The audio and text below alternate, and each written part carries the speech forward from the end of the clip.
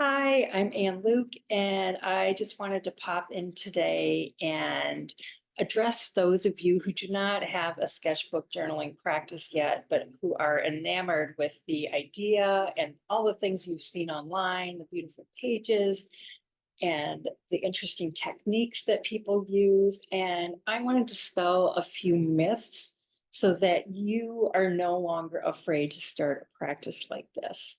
So I'm going to start with four myths that I would like to address. Many people tell me all the things that stop them from starting anything that we start. There's always fear associated with it if it's something we haven't done before. And I try to remind people that, we all had to learn to ride a bike. We all had to learn to walk and talk. And recently I read an article mentioned that in reality, we actually learned to draw before we learned to write. Because as babies, children, little kids, you're playing with stuff like that way before anyone teaches you to write. So you were actually drawing before you were writing. So you actually have been here before.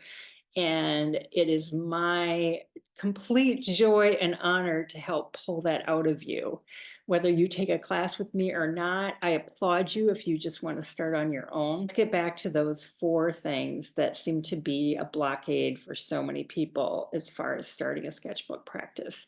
The very first one is being fearful of drawing. I want to tell you here and now that, as I just mentioned, you were drawing before you were doing anything else. And I think also people get really stuck on the idea that if you draw something, it has to be realistic.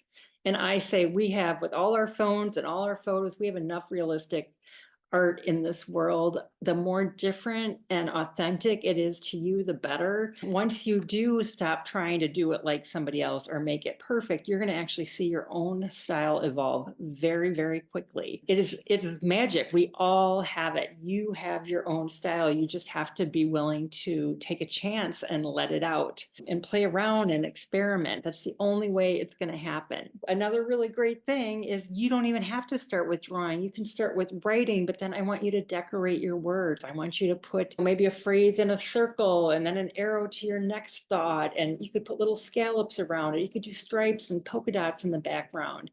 There are so many ways to do this without actually having to draw. You might want to punctuate with the sunshine if it's a sunny day, or a smiley face if you're happy. You can use emojis.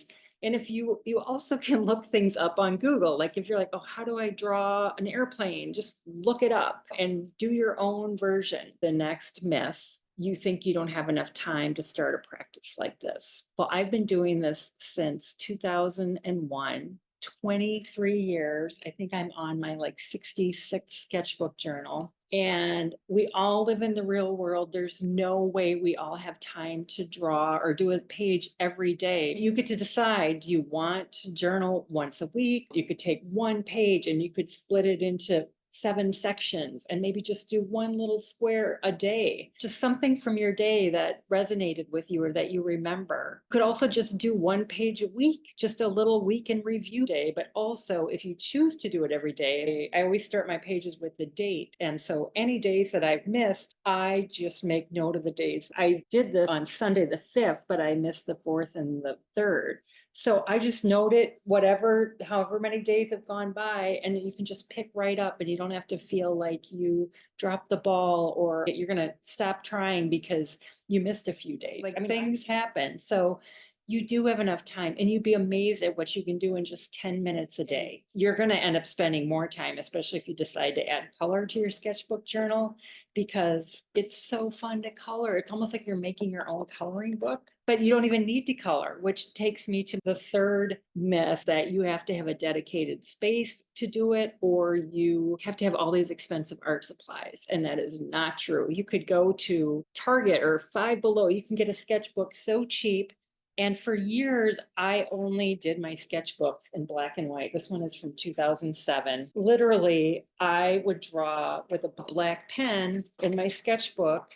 And a lot of times I would just use a black Sharpie I did that from 2001 to 2014 after I was divorced, and I was on a date with another artist, and I saw what he was doing with colored Sharpies, and I bought myself a set of Copic pens, and I never looked back after that because the color is just, have to admit, life gets busy, and so my pages aren't always in color anymore either, but I do it when I can. And sometimes I'll do a bunch of pages, and then while I might be watching something on Netflix, and I'll color as I'm watching. Back to doing black and white, just a black pen, you do a red Sharpie, and you can do pencil. When I was married, it was in my living room on my coffee table, and we watched generally something on TV every night. And while I was watching TV, I did my sketchbook page. My work wasn't real deep then, but I was doing a lot of visual stuff because I would do sketches for paintings I wanted to make and that kind of thing. But then when I got divorced, it became a much more introspective thing. The only time I have a TV on or video on is if I'm coloring a page, because I want to be present for what I do. And I actually call this journaling on purpose. I call it also transformational sketchbook journaling. But I realized I prefer journaling on purpose because it's not just doodling. I want you to have some intention behind what you do. And in review, the first myth would be that you can't do this if you don't know how to draw. You can start by just using your words and decorating your words. Second myth is that you won't have enough time to do a practice like this. And as I mentioned, you can do this in as little as 10 minutes a day. But once you start, most likely you'll make time to do more because you'll find it really fun and so much self-discovery. And then the third thing is that you need expensive supplies. As I mentioned, you can use a pen or a pencil or a Sharpie or colored marker. Fourth thing is that you won't keep at it. You can commit to only doing it once a month. You could commit to doing it a week in review.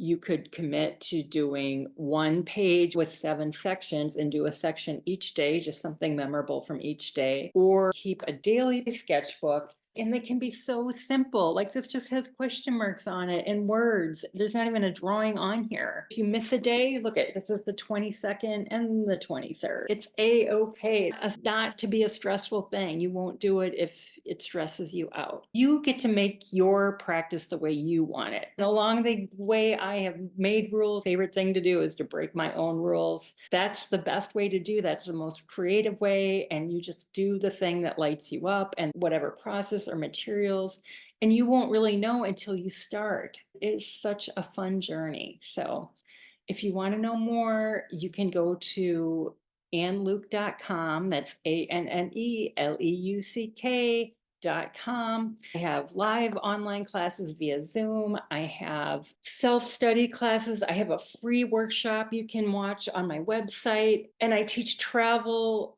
sketchbook workshops, and I'm going to Italy in October, and there's still some space available. I would love for you to join. I've had people come on my travel trips that haven't done any art since they were a kid.